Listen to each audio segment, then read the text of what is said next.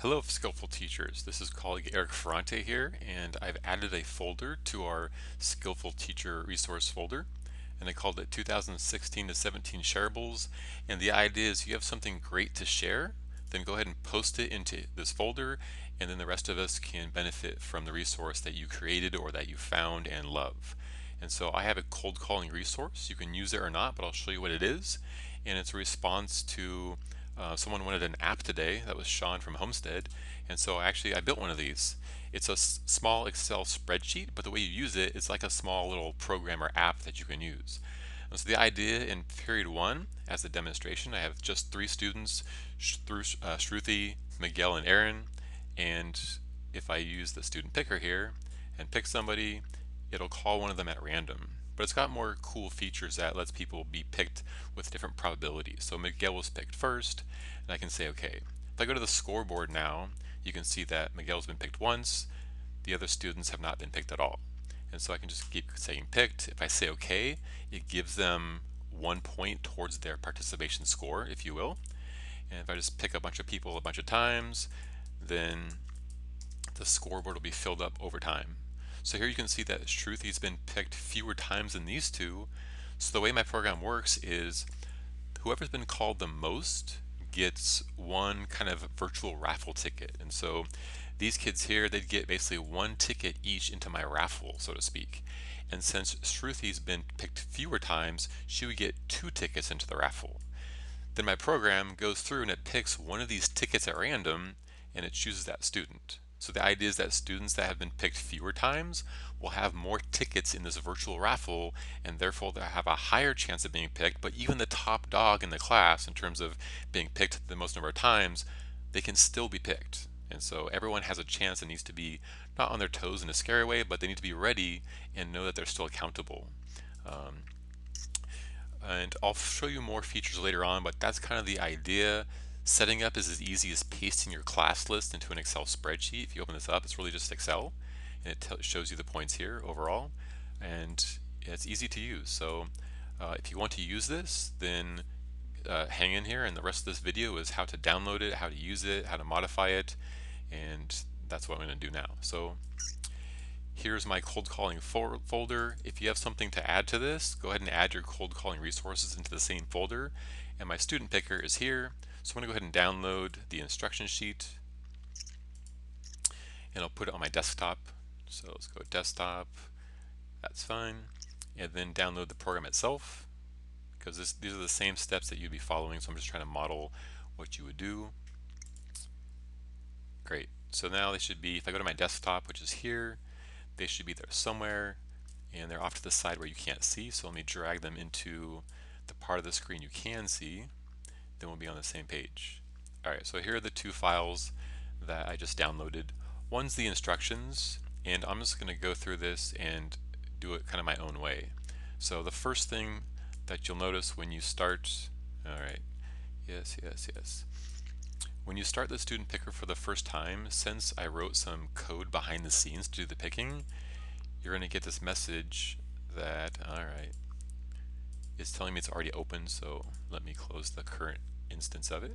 When you open the program for the first time, since it has macros and some code involved, it's going to tell you up here at the top that you need to enable editing, and it has code behind the scenes that does the picking. So say enable content to allow the program to run, because these buttons run code and that needs to be able to run.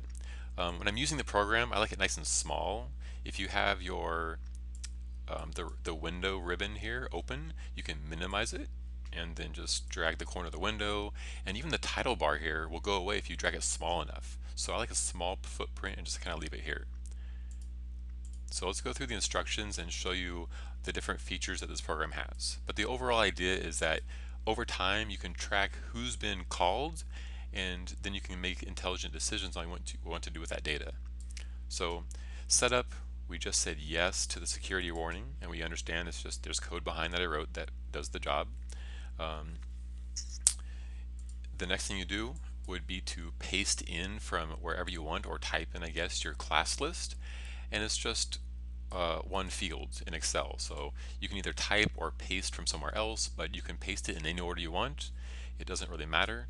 First name, last name with a space between them, comma, last name, first name, whatever you want. Just paste your class list into column B here. And then once you've done that, you're pretty much ready to go.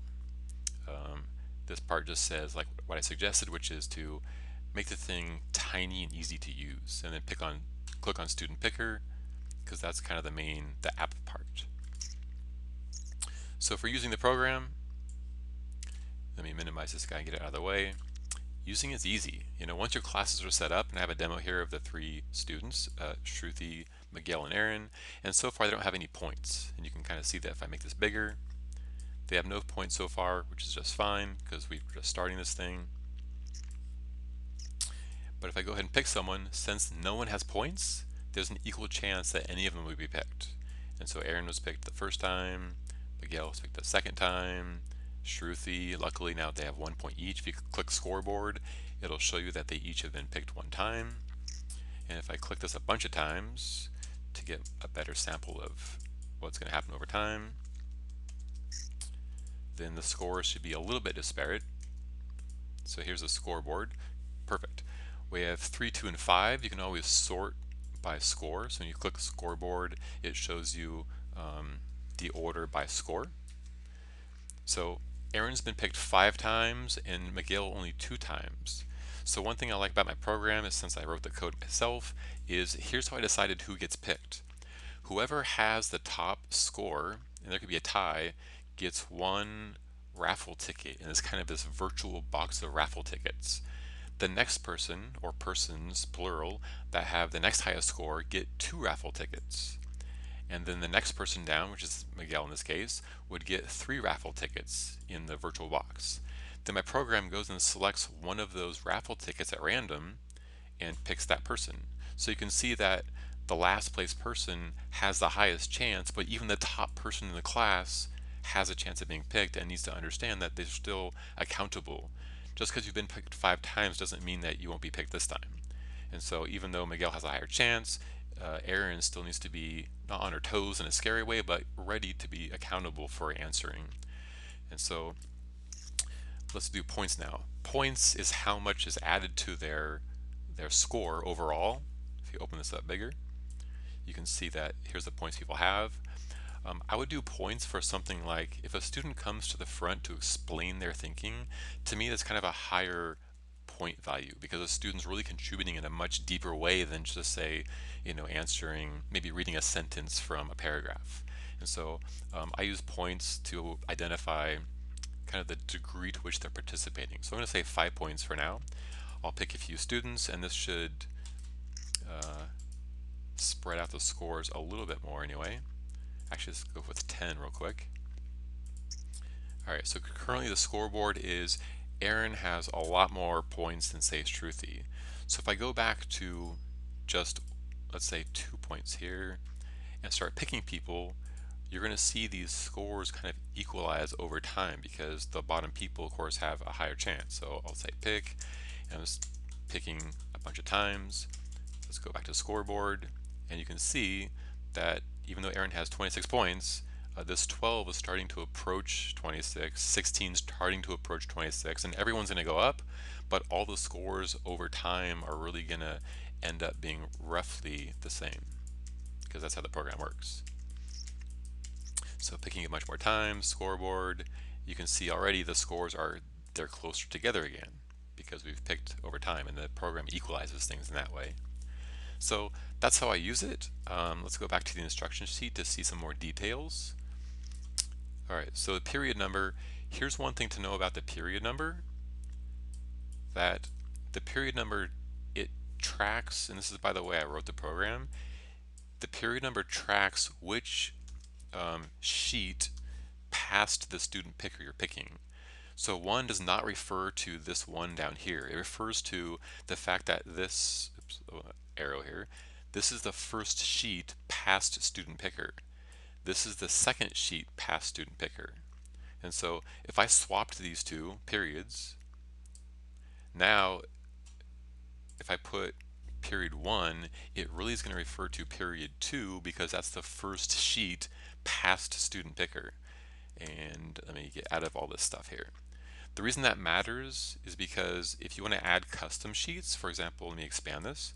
I've got groups down here. You can use this with teams, and so to know which period this is, I need to know which sheet it is. And it happens to be this sheet 1, 2, 3, 4, 5, 6, 7. This would be the 8th sheet. And I might even want to name this groups and maybe parentheses 8 just to remind myself it's the 8th sheet. And so if I want to use this, I go to student picker, say this is the 8th sheet, and when I pick here, it's going to call the teams. And so you can set up different teams for different classes. You can use this for games, whatever you would like to do. And so you can easily customize your own periods and have multiple tabs for each period based on maybe different types of groups, maybe have individuals and so on. So I've tried to design it so it's flexible. But to do that, you need to understand that in reality, because of the way I coded it, this period number is actually the sheet number 1, 2, 3, and so on. So, but if you leave it as period 1 through 7, it'll correspond exactly to your periods. So that's kind of the standard way to use it. All right, back to the instruction sheet just to see what I'm missing.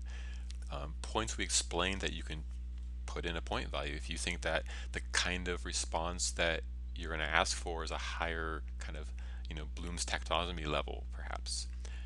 Show scores, these are just options that as you pick students, if you want to display the scoreboard after they're picked automatically, then just select show scores. So it picks a student, say okay, and then automatically the scoreboard's shown. I would only do this during maybe a game situation where we want to see who's up, especially if you're displaying it to students. Sort by score, of course, if you don't do this, then when you see the scoreboard, it'll be in the order that you listed students. So if you listed students in alphabetical order, it'll stay that way. And if you listed them in some other order, whatever order you put in here, that's the order that's going to be shown. If you want them sorted by score, just select that and then they're done that way. Next up, let's see, pick button. We've been using that a bunch. So it's actually, no, there's one thing about this. If you don't like a student response or you don't think it deserves merit yet, I'd say, you can go ahead and pick a student. Let me get rid of these guys. Pick a student. If you say okay, then that will assign this point value to the student's score. If you hit cancel or just escape on your keyboard, then it will just ignore the point. So if you pick someone and Aaron is, say, absent, you can just say, never mind, let me pick someone else. Aaron again, absent, let me pick someone else. Hey, Shruti. And Shruti says, I'm not ready yet. I can say, okay, I'll cancel this and I'll come back to you. And then by hand, I can just go in and say, good job through Shruti and just change this number myself. There's no problem with that. Also for absent, this is just another feature I put in there. If a student is absent, I would just personally pick someone else. But if you want to, you can go into this first column in any of the sheets and just mark anything. You can mark absent, you can put an X there. Any kind of mark in this column will mean that when the program goes to pick someone, if they pick someone who has any kind of mark here, it'll just pick someone else. And so in this case, only Aaron will be selected if I go and pick students. So it's going to be Aaron every time because the other two students have been marked with some sort of absent mark. And so that's another feature that's in there.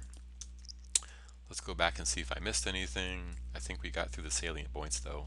Scoreboard shows you who's been picked. This was my lottery system that I was explaining.